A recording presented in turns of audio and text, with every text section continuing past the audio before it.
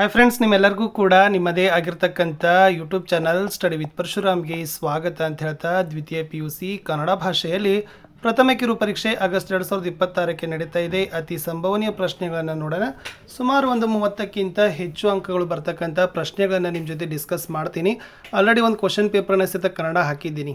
Okay, ಇನ್ನೂ ಯಾವ ವಿಡಿಯೋಗಳು ಬೇಕು ಮತ್ತು ನಿಮ್ಮ ಎಕ್ಸಾಮ್ ಡೇಟ್ ಯಾವುದು ಅನ್ನೋದನ್ನು ನಮಗೆ ಕಮೆಂಟಲ್ಲಿ ಕೊಟ್ಟರೆ ನಾವು ಅಷ್ಟು ಫಾಸ್ಟಾಗಿ ವಿಡಿಯೋಗಳನ್ನು ಅಪ್ಲೋಡ್ ಮಾಡ್ತಾನೆ ಹೋಗ್ತೀವಿ ಅಂತ ಹೇಳ್ತಾ, ಸೊ ಎಲ್ಲ ಪಾಠದ ಪ್ರಶ್ನೋತ್ತರಗಳು ಸಹಿತ ಇದ್ದಾವೆ. ಸೆಕೆಂಡ್ PUC ಕನ್ನಡ ಪ್ರಶ್ನೋತ್ತರ ಅಂತ ಆ ಪ್ಲೇಲಿಸ್ಟ್ ಲಿಂಕಲ್ಲಿ ಹೋಗಿ 1-2 ತಾಸು ಆಗ್ತದೆ. ಸೊ ಎಲ್ಲ ಪಾಠಗಳನ್ನು ನೋಡಿದರೆ ಸಾಕು, ಗ್ಯಾರಂಟಿಯಾಗಿ ಸ್ಕೋರ್ ಮಾಡ್ತೀರಿ. ಎಸ್, ಒಟ್ಟು ಇಲ್ಲಿ ಇಷ್ಟು ಪಾಠ ಆಗಬೇಕು. ಕೆಲವೊಂದು ಕಡೆ ಹೆಚ್ಚಿಗೆ ಇರ್ಬೋದು, ಕಡಿಮೆ ಇರ್ಬೋದು, ಬಟ್ ಮಿನಿಮಮ್ ಪದ್ಯದಲ್ಲಿ 3 ಆಗಬೇಕು. ಕದಡಿದ ಸಲಿಲಂ ತಿಳಿವಂದದೆ, ವಚನಗಳು ಇನ್ನೂ ಹುಟ್ಟದೆ ಇರಲಿ ನಾರ್ಯರನವಲು. ಗದ್ಯ ಭಾಗದಲ್ಲಿ 2 ಆಗಬೇಕು. ಮುಟ್ಟಿಸಿಕೊಂಡವನು, ವಾಲ್ಪರೆ ಅಭಿವೃದ್ಧಿ ತಂದ ದುರಂತ. ಸ್ವಲ್ಪ ಕೃಷ್ಣೇಗೌಡನ ಆನೆಯಲ್ಲಿ 1 ಮಾರ್ಕ್ ಕ್ವಶನ್ ತೊಗೊಂಡಿದ್ದೀನಿ. ಕೆಲವು ಕಡೆ ಈ ಪಾಠದ ಪ್ರಶ್ನೆ ಬರ್ತವೆ, ಕೆಲವೊಂದು ಕಡೆ ಬರೋದಿಲ್ಲ.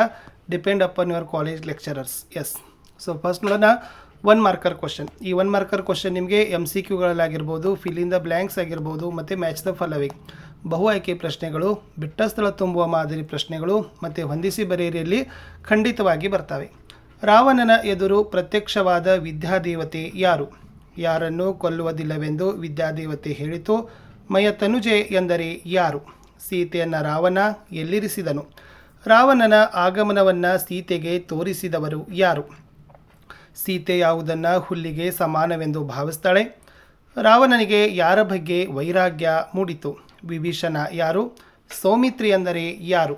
ತನು ಯಾವಾಗ ಕರಗಬೇಕು? ಯಾರ ಕೈಯಲ್ಲಿ ದರ್ಪಣವಿದ್ದು ಫಲವಿಲ್ಲ? ಶಿವ ಪಥವನ್ನು ಅರಿಯದಿದ್ದರೆ ಏನಾಗುವುದು? ಬಸವಣ್ಣನವರ ವಚನಗಳ ಅಂಕಿತ ಯಾವುದು? ಕಾಯಕವೇ ಕೈಲಾಸ ಎಂದು ನುಡಿದ ವಚನಕಾರ ಯಾರು? ಬಸವಣ್ಣನವರ ಕಾಲ ಎಷ್ಟು? ಭಕ್ತಿ ಭಂಡಾರಿ ಎಂದರೆ ಯಾರು? ಬಸವಣ್ಣ ಯಾರ ಆಸ್ಥಾನದಲ್ಲಿ ಕೋಶಾಧಿಕಾರಿಯಾಗಿದ್ದರು? ಉರಿಲಿಂಗ ಪೆದ್ದಿಯ ವಚನಗಳ ಅಂಕಿತ ಯಾವುದು?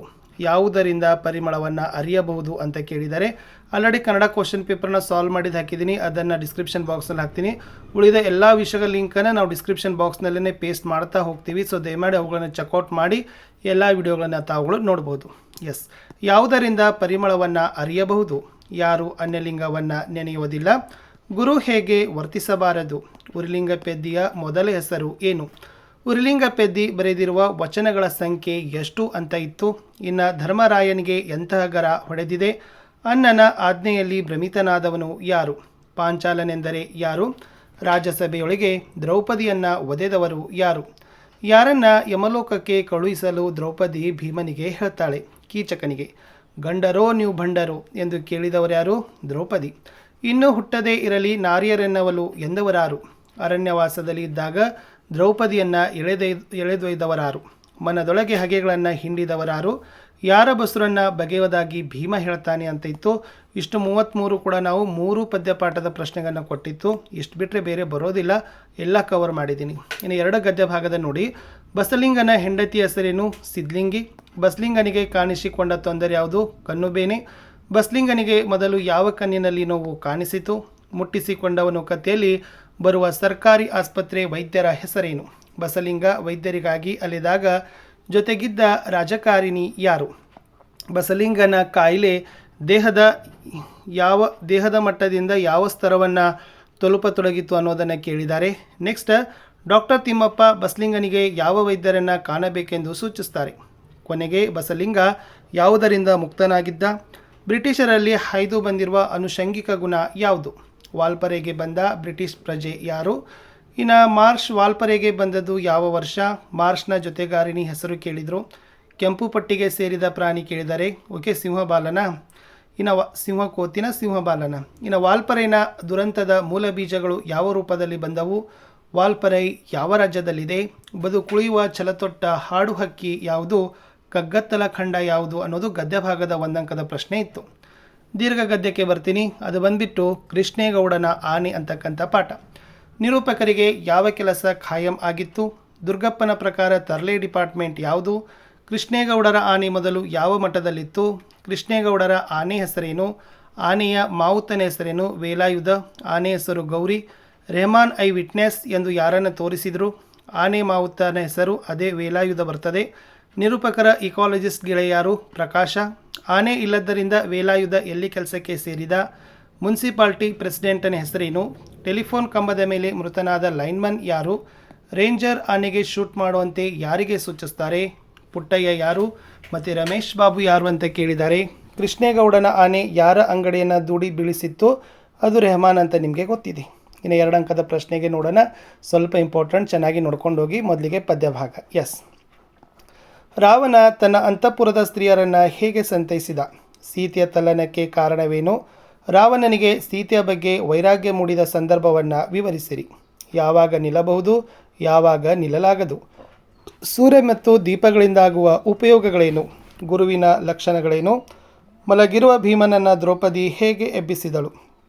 ತಾನು ಘೋರತನ ವಿಷ ಕುಡಿಯುವುದಾಗಿ ದ್ರೌಪದಿ ಏಕೆ ಹೇಳ್ತಾಳೆ? ಗಂಡರೇವರ 3 ಲೋಕದ ಗಂಡರಾರು ಹೆಸರಿಸಿ ಅಂತ ಇತ್ತು. ಅಷ್ಟು 9 ಪ್ರಶ್ನೆಗಳಲ್ಲಿ ನಿಮಗೆ 1-2 ಅಂತ ಗ್ಯಾರಂಟಿಯಾಗಿ ಬಂದೇ ಬರ್ತದೆ. ಇನ್ನು ಗದ್ಯ ಭಾಗ ನೋಡೋಣ. ಹೆಂಡತಿ ಸಿದ್ಲಿಂಗಿ ಏನು ಹೇಳುತ್ತಲೇ ಇದ್ದಳು? ಕಣ್ಣನ್ನು ಪರೀಕ್ಷಿಸಿದ ಡಾಕ್ಟರ್ ತಿಮ್ಮಪ್ಪ ಬಸ್ಲಿಂಗನಿಗೆ ಏನಂತ ಹೇಳ್ತಾರೆ? ಸಿದ್ಲಿಂಗಿ ಏಕೆ ರಾದ್ದಾಂತ ಮಾಡ್ತಾಳೆ? ಇವು 3ರಲ್ಲಿ 1 ಬಂದೇ ಬರ್ತದೆ. ಬ್ರಿಟಿಷರು ಬರುವ ಮೊದಲು ವಾಲ್ಪರೆ ಹೇಗಿತ್ತು? ಕೈಗಾರಿಕೋದ್ಯಮಿಗಳಿಂದ ಕಾಡು ನಾಶವಾದದ್ದು ಹೇಗೆ? ಸಿಂಹಬಾಲದ ಕೋತಿಗಳಿಗೆ ಒದಗಿದ ತೊಂದರೆ ಏನು? ಇವು 3ರಲ್ಲಿ 1 ಅಂತೂ ರಿಪೀಟೆಡ್ ಕ್ವಶನ್. ಸಂದರ್ಭ ನೋಡಿ. ಪದ್ಯ ಭಾಗ. ಎಸ್. ರಘು ತನುಜನಾಯು ಪ್ರಾಣಂ ಬರೆಗಂ ಬಾರದಿರು, ಉದಾತ್ತನೋಳು ಪುಟ್ಟದಲ್ತೆ ನೀಲಿರಾಗಂ, ಮರ್ಕಟನ ಕೈಯಲ್ಲಿ ಮಾಣಿಕ್ಯವಿದ್ದು ಫಲವೇನು? ತಾನೇ ಲಘು ಮಾಡಿ ಲಘುವಾದನಯ್ಯ, ಕಲಿಭೀಮನೆ ಮುಡುಕೊಳ್ಳಗಂಡ, ಹಾಗೆಗಳನ್ನು ಹಿಂಡಿದನು ಮನದೊಳಗೆ ಅಂತ ಇತ್ತು. ಗದ್ಯ ಭಾಗ. ಆಪರೇಷನ್ ಆಗಬೇಕು ಪರವಾಗಿಲ್ವಾ? ಈ ಮುಟ್ಟುವಿಕೆ ಊಹಿಸದೇ ಇದ್ದುದನ್ನು ಮಾಡಿದೆ, ಅದು ಈವರೆಗೂ ನೋಡಿರದ ಪ್ರಾಣಿ, ಹಾಡುವುದು ಅವುಗಳಿಗೆ ಅನಿವಾರ್ಯ, ಅವುಗಳ ಕರ್ಮ. ಓಕೆ, ಇದರಲ್ಲಿ 1-2 ಬಂದೇ ಬರ್ತದೆ. ಇನ್ನು ಲಾಸ್ಟ್ 5-6 ವಾಕ್ಯದ ಪ್ರಶ್ನೆಗಳು. ರಾವಣ ಬಹುರೂಪಿಣಿ ವಿದ್ಯೆಯನ್ನು ಒಲಿಸಿಕೊಂಡ ಸಂದರ್ಭ, ರಾವಣನ ಮನಪರಿವರ್ತನೆಯ ಸಂದರ್ಭ. 2ರಲ್ಲಿ 1 ಅಂತೂ ಫಿಕ್ಸ್ ಆಗಿ ಬರೋ ಪ್ರಶ್ನೆ.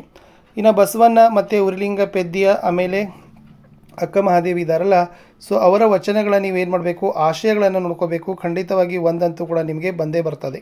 Okay, next. ತನಗೊದಗಿದ ಸಂಕಟವನ್ನು ಹೇಳಿಕೊಳ್ಳುವ ದ್ರೌಪದಿಯ ಸ್ವಗತ ನುಡಿಗಳು. ದ್ರೌಪದಿ ಅವಮಾನಕ್ಕೊಳಗಾದ 3 ಪ್ರಸಂಗ ನೋಡ್ಕೊಂಡೋಗಿ ಭಾಳ ಸಲ ಕೇಳಿದ್ದಾರೆ.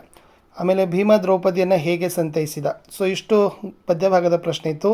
ಗದ್ಯಭಾಗದಲ್ಲಿ 4 ಕೊಟ್ಟಿರೋದು. ಬಸ್ಲಿಂಗ ಎದುರಿಸುತ್ತಿದ್ದ ಸಮಸ್ಯೆಗಳೇನು?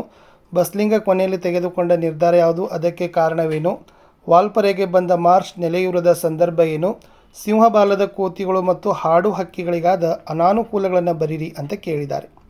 ಇನ್ನು ಗ್ರಾಮರ್ ನೋಡೋದಾದರೆ ವೆರಿ ಮೋಸ್ಟ್ ಇಂಪಾರ್ಟೆಂಟ್. ನಾನಾರ್ಥ ಕಲ್ಕೊಂಡೋಗಿ. ಕರ, ರಾಗ, ಬಗೆ, ದೊರೆ, ಗಂಡ, ತತ್ಸಮರೂಪ, ಜಸ, ಬಣ್ಣ, ಬೀರ, ಮೊಗ, ಪರಿಕಿಸು, ನಾನಾರ್ಥ, ಪ್ರಮೋದ, ಸಲೀಲ, ಪರಾಭವ, ಕಡುಪು, ನಿಷೇಧಾರ್ಥಕ ಪದ ಬರೆಯೋದು, ಸ್ವಂತ ವಾಕ್ಯದಲ್ಲಿ ಬರೆಯೋದು. ನಿಮಗೆ ಗುಣವಾಚಕಗಳನ್ನು ಕೂಡ ಕೇಳ್ತಾರೆ, ಅದು ಕೂಡ ನೋಡ್ಕೊಡ್ರಿ. ವಿಭಕ್ತಿ ಪ್ರತ್ಯಯಗಳು ಕೂಡ ಕೇಳ್ಬೋದು. ಗುಣವಾಚಕ, ಓಕೆ, ವಿಭಕ್ತಿ ಪ್ರತ್ಯಯ, ಅದು ಇಂಪಾರ್ಟೆಂಟ್ ಕನ್ಸೆಪ್ಟ್. ಇವು ಇಷ್ಟಿದ್ದಾವೆ. ಬಟ್ ಕೆಲವೊಬ್ಬರು ಏನು ಮಾಡ್ತಾರಪ್ಪ ಅಂತಂದರೆ ಇವುಗಳಿಗೂ ಕೂಡ ಒತ್ತು ಕೊಡ್ತಾರೆ ಲೆಕ್ಚರರ್ಸ್. ಬಟ್ ಪಾಠದಲ್ಲಿ ಇವೇ ಇದ್ದಾವೆ 3: ನಾನಾರ್ಥ, ತತ್ಸಮರೂಪ, ಸಮನಾರ್ಥ. ಸೊ ನಿಮಗೆ ಫಸ್ಟ್ ಟೆಸ್ಟಿಗೆ ಬರ್ತಕ್ಕಂಥದ್ದು. ಇನ್ನು ಕೆಲವೊಂದು ಕಡೆ ಪತ್ರಗಳನ್ನ ಕೇಳ್ತಾರೆ. ಸೊ ವೈಯಕ್ತಿಕ ಪತ್ರ ಇರ್ತದೆ, ಗೆಳೆಯ, ಗೆಳತಿ, ತಂದೆ ಅಥವಾ ತಾಯಿಗೆ ಬರೀತಕ್ಕಂಥದ್ದು. ನಿಮ್ಮ ವಾರ್ಷಿಕೋತ್ಸವಕ್ಕೆ ಆಗಮಿಸಿ ಕೋರುವಂತೆ ಅಥವಾ ತಂದೆ ತಾಯಿಗೆ ಹಣ ಕೊಡುವಂತೆ ಪ್ರವಾಸಕ್ಕೆ. ಸೊ ಈ ಥರ ನೀವೇನು ಮಾಡಬೇಕಪ್ಪ ಅಂದರೆ ಇದು ವೈಯಕ್ತಿಕ ಪತ್ರ ಇದೆ. ಸೊ ವೈಯಕ್ತಿಕ ಪತ್ರವನ್ನು ಬರೀತಕ್ಕಂಥದ್ದು ನಿಮಗೆ ಗೊತ್ತಿದೆ. ಸೊ ಮೊದಲಿಗೆ ಇಂದ ಬರಿತೀರಿ, ಆಮೇಲೆ ಕ್ಷೇಮ ಸಂಬೋಧನೆ ಮಾಡ್ತೀರಿ, ಪತ್ರದ ಒಡಲು ಬರಿತೀರಿ, ಲಾಸ್ಟಿಗೆ ಇಂತಿ ನಿಮ್ಮ ಗೆಳೆಯ ಅಥವಾ ಇಂತಿ ನಿಮ್ಮ ಮಗಳಂತ ಬರೆದು ಲಾಸ್ಟ್ ಹೊರ ವಿಳಾಸವನ್ನು ಹಾಕ್ತೀರಿ. ಇದು ವೈಯಕ್ತಿಕ ಪತ್ರ ಬರ್ತದೆ. ಮನವಿ ಪತ್ರ ವಿಶೇಷವಾಗಿ ಕಾಲೇಜ್ಗೆ ಕೇಳ್ತಾರೆ. ಅಂಕಪಟ್ಟಿ, ವರ್ಗಾವಣೆ ಪ್ರಮಾಣ ಪತ್ರ, ಓಕೆ. ಆಮೇಲೆ ರಜೆ ಕೋರಿ ಆಗಿರ್ಬೋದು, ಪುಸ್ತಕಗಳನ್ನು ಬೇಡಿ, ಬ್ಯಾಂಕ್ ಖಾತೆ ತೆರೆಯುವಂತೆ, ಓಕೆ, ಅಥವಾ ಬೀದಿ ದೀಪ ಸರಿಪಡಿಸುವಂತೆ ಮನವಿ. ಇಲ್ಲಿ ಏನು ಬರ್ತದಪ್ಪ ಅಂತಂದರೆ ಮೊದಲಿಗೆ ಸ್ಥಳ ದಿನಾಂಕ ಬರಿತೀರಿ. ಈ ಕಡೆ ಸ್ಥಳ, ಆಮೇಲೆ ಈ ಕಡೆ ದಿನಾಂಕ, ಆಮೇಲೆ ಇಲ್ಲಿ ಇಂದ ಬರಿತೀರಿ, ಗೆ ಬರಿತೀರಿ, ಸಂಬೋಧನೆ ಕೊಡ್ತೀರಿ, ವಿಷಯ ಬರಿತೀರಿ, ಪತ್ರದ ಒಡಲು ಇಂತಿ ನಿಮ್ಮ ಅಂತ ಬರಿತೀರಿ. ಸೊ ಇದು ಏನಪ್ಪ ಅಂದರೆ ಫಾರ್ಮೆಟು. ಇಷ್ಟು ಚೆನ್ನಾಗಿ ನೋಡ್ಕೊಂಡು ಹೋಗಿ ಅಂತ ಹೇಳ್ತಾ ಗುಡ್ ಲಕ್. ಯಾವ ವಿಷಯದ ವಿಡಿಯೋಗಳು ಬೇಕು ಕಮೆಂಟ್ ಮಾಡಿ, ಖಂಡಿತವಾಗಿ ಅಪ್ಲೋಡ್ ಮಾಡ್ತೀನಿ.